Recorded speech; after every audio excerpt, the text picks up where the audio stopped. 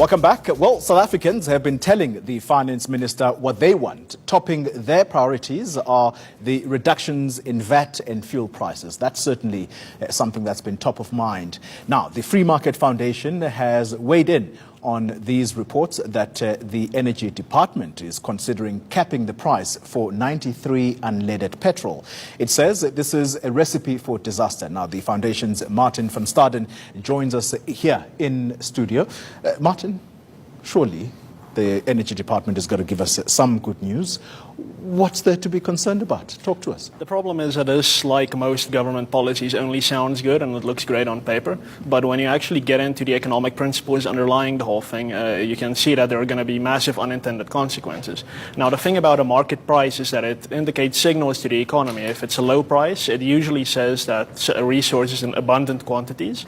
And if it's a high price, it usually says that's a luxury resource, it's scarce. Now, if we fix the petrol price, the production side of things will get the consumers will get a signal that petrol is abundant in South Africa, which is not the case, and we will be fuel will be flying out of our pumps at a very great rate, especially for 93 unleaded petrol, but then it will not be replaced.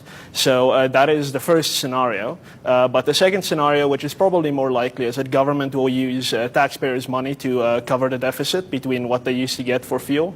Now that it's capped, they don't get any more. So at the end of the day, South African taxpayers will still be paying what the market wants for fuel. But there is a much better way for government to lower the fuel price, and that is to simply eliminate the fuel levies.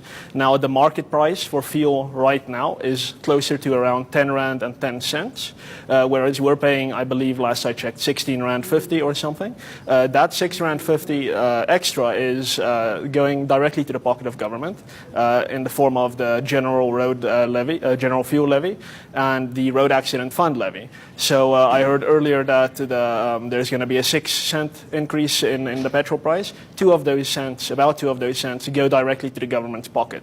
So if government is truly serious about lowering the fuel price, it can eliminate these levies, and we can pay around 10 Rand a litre for fuel. Surely government is aware of these unintended consequences of putting a cap on some of these petrol grades, but have you been engaging with them? Are they aware of these unintended consequences? Oh, surely yes.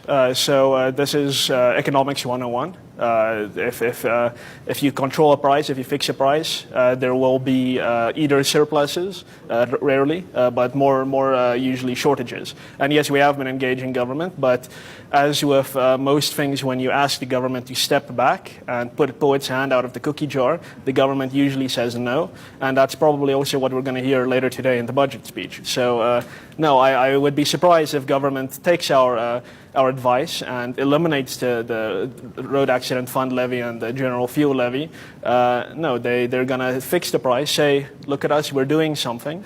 Because that's the question I want to come to, that do you think that there's good intent from government, or are they doing this merely to appease the people of South Africa ahead of a crucial election next year?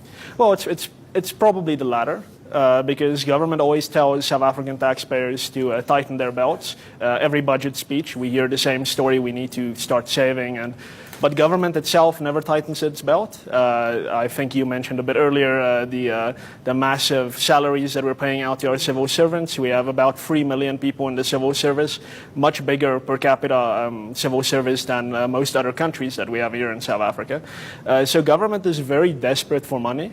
So it's definitely not going to eliminate the extras, the surcharges we pay on things for fuel that go directly to its pocket. So it's going to say we're helping, but in fact it's probably just to tell you to appease the unions, for example, to say, okay, we're not going to cut out civil service jobs, and instead we're going to get the money elsewhere, and that is invariably going to come out of our pockets. And so the question then is, if they do seriously mean well, why don't they scrap some of what you're saying is possible for them to scrap, to lower the burden or to lessen the burden? No, exactly. I mean, the road accident fund is in massive debt. Last I checked, it has about 200 billion rands debt.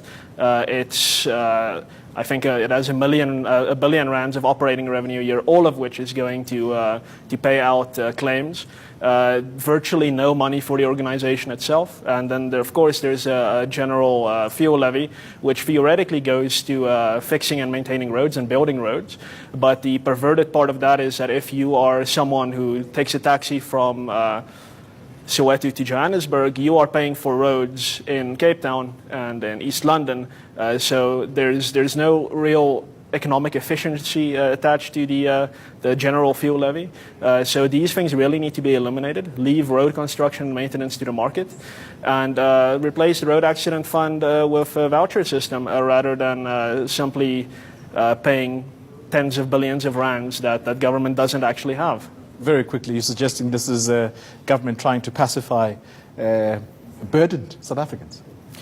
Yes, I don't think government particularly cares. I mean, we had a tax increase very recently when government knows wealthy taxpayers are leaving and poor taxpayers are simply not coping anymore. So there is definitely a detachment here between what's actually happening on the ground and what government in its ideological goals really wants.